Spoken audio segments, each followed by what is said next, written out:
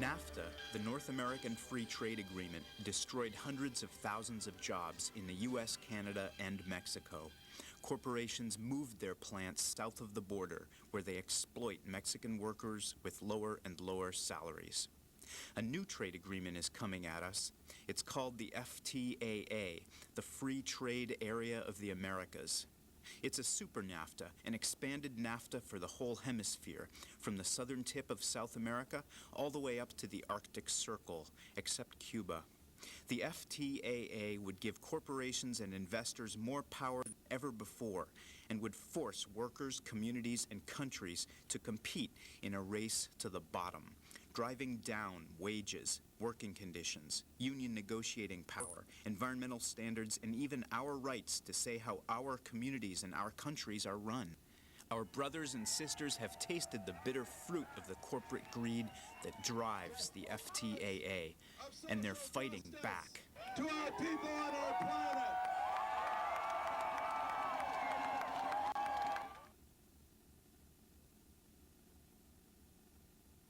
There's no jobs, there's no self-esteem, there's no community, there's no personal transformation, you know, there's no hope. What happened to us at Amatec in a lot of ways crystallized this whole issue of free trade, NAFTA, and where we're headed in the international economy and as a labor movement. General Electric called a meeting, which they called of their supplier migration plan, and they brought, I think, 70 vendors or suppliers for the aircraft engine business to Monterrey, Mexico. And at that meeting, according to the notes which came into our possession from Amatec managers who were at the meeting, the General Electric was very, very specific. They said, you will move to Mexico or you will be off the list as a vendor for General Electric. The other thing that was kind of startlingly clear in the documents is that they were very explicit about why they wanted Amatec to move to Mexico. They said you will find what they called friendly unions, and you will find environmental standards that are not a problem. And they said you will find workers who can work for $6 a day and doing for what we now do for $18 an hour. La maquiladora ha resuelto el problema de trabajo, cierto, pero también esclaviza mucho a los empleados. Si la maquila se viene para acá, yo me imagino que mucha gente en Estados Unidos está quedando sin trabajo. Union workers gather for prayer on their last day of work at Hoover Line. That you will provide for them a future, provide for them a good job. The plant has provided paychecks to this community for 45 years. This was a time for goodbyes. 144 plant workers lose their jobs. The parent corporation is moving operations to Nogales, Mexico, to save nearly $3 million a year in labor costs. Well, I was really surprised the conditions they were living in, and they were so happy with this new jobs, even though they're only getting paid like $5 a day, and we got paid $11 an hour without, considering your benefits, and they were just so happy to just have that little $5, and that's not fair. They should get the same amount that we got. NAFTA opened up Mexico for the maquiladoras, and now they don't even want Mexico anymore. It's too expensive for them, and now they're moving these places to China, so when's it going to stop,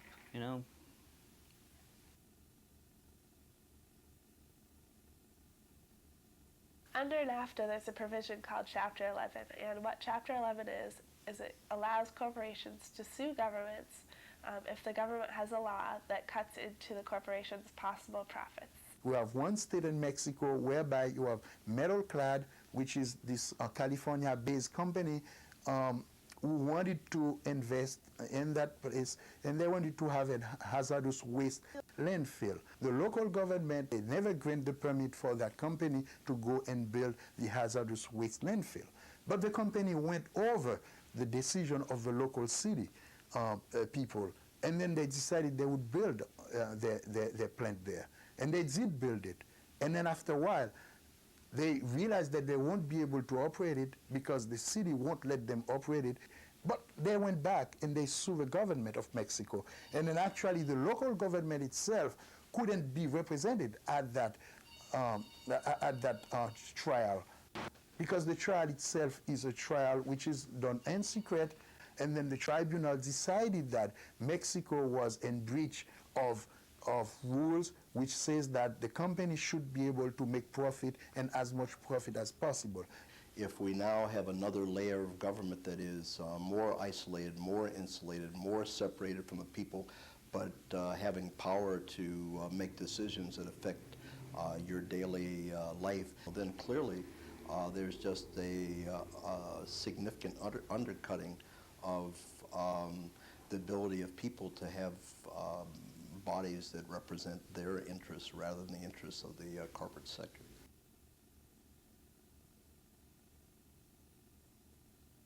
The FTA would privatize, or would cause the possibility for privatization of a vast array of public services, which would affect everyone, including libraries and public parks and national parks, and including education, schools. So all public education could be affected, all public education could be privatized.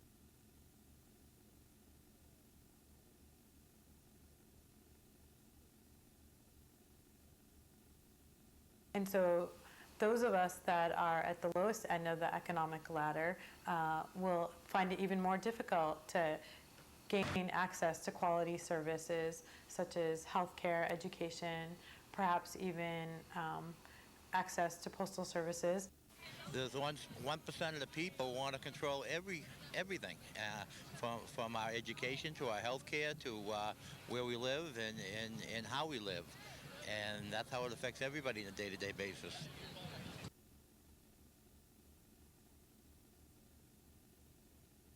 So the FTAA can affect service workers because essentially some of the rules in the FTAA stipulate that the job must go to the lowest bidder. And even if that town has a living wage law, that law doesn't become valid anymore, because you essentially have to give the job to the lowest bidder, and they're not required to follow laws that were meant to protect the wages or even health and safety standards of workers. So I think what we'll end up with a system where people will be paid very low wages and they'll have almost no protection.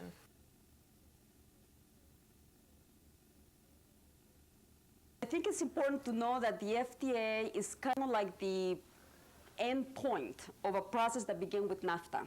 You know, it's a process of the United States basically wanting to own all of the Americas.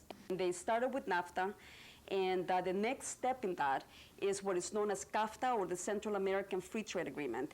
And that is slated to be signed at the end of the year or very early in the year 2004. And what has been happening, and what we think is going to get even worse with the passage of the FTA, is that countries like El Salvador that traditionally have survived off the earth, you know, the agricultural sector has completely disappeared with structural adjustment, you know, with things like denying subsidies to farmers, with the imperative that these farmers compete at an international level with the agricultural industry as huge as the United States. I mean, clearly they cannot compete. So what has happened in a very short period of time, really, is that the agricultural sector, for all intents and purposes, has disappeared. With the neoliberal policies, they've asked the state of Haiti to remove all the barriers, all the trade barriers, all the customs barriers, and all the technical barriers as well, and it leaves the market without any protection. And leaving a small market like that without protection in Haiti, it puts small peasants in a situation whereby they have no recourse, they have no way of defending themselves, because the state is not subsidizing small peasants in Haiti. They have to do it on their own. And given that we're talking about people who have less than $1 a day, they are surviving on less than $1 a day, it's extremely hard for them to compete with production coming abroad. In the 90s, what happened was, with this globalization thing coming to Brazil, a lot of factories in my city closed all their doors. Then in 4 months, we had more than 20,000 people unemployed. And in my city, we have only 250,000 people. Can you imagine a lot of international companies started buying the companies in Brazil? Then they were firing the employees and rehiring them with a lower salary, no benefits, and they were saying, well, no unions now. The Brazilian community started growing so fast and coming to U.S. so fast because they had no choice. What are you going to do in a country, where the jobs, you have no jobs, you have no other solution unless trying to start a life in a new country?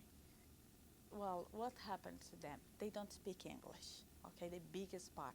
Some of them came crossing the borders, and they are so afraid to fight for their rights. And then they start looking for jobs. They start working in anything, doesn't matter what. Cleaning bathrooms or being dishwashers, housekeepers, painters, doesn't matter what.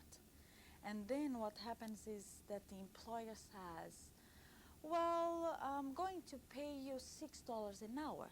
Then he would say, well, but the minimum wage now in Massachusetts is $6.75. Then the employer would say, well, I can call immigration for you now if you want. They're being exploited totally, and it happens every single day.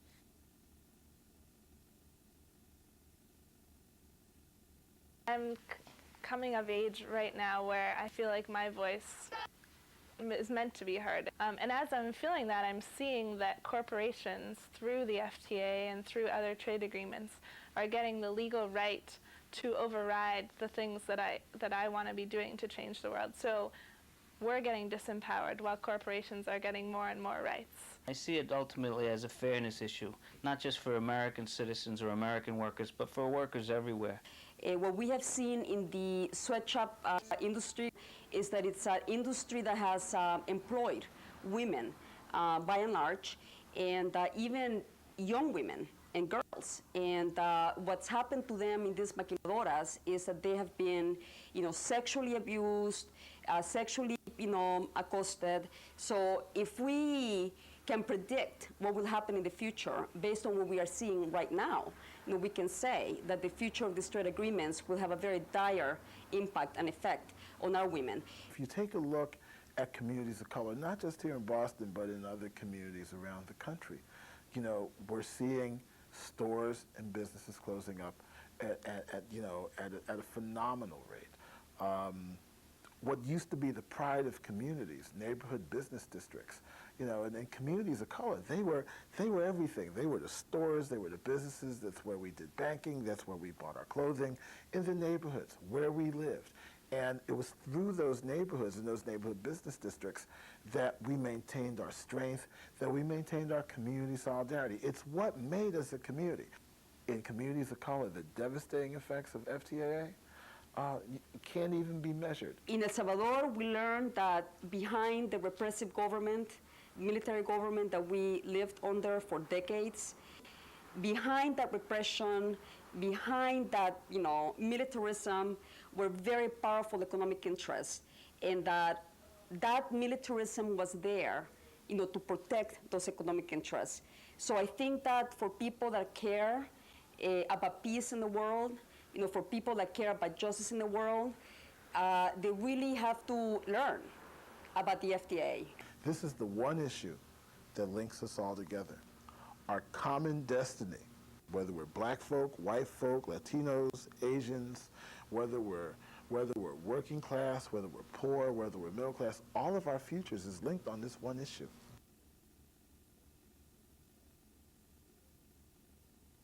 Let's organize. Let's organize. As soon as you get organized, as soon as you get together, and you can think and look to the same direction, then you can do something, because you have a lot of people with you.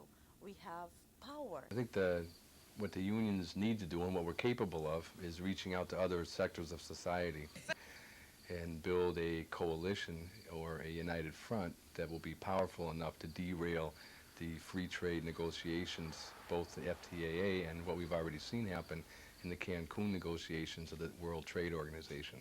So I think things are going our way. I think the momentum is on our side.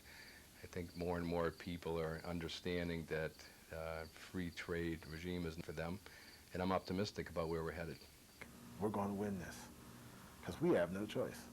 I am the people. I'm women's rights, black, Latinos, Asians, whites. I'm a burner. I'm chucking Nat Turner. I'm the heaven in this hell. I'm a king like Mel. I'm the light at the end of the tunnel. Sometimes written off as just trouble. I am the foundation. I'm an entire nation. I'm persistence, resistance, the reason for existence. I'm patience, I'm confrontation. I'm independence. I'm the ancestors and their descendants. I'm evolution. I'm revolution. They can't stop me from breathing. 'Cause I am free.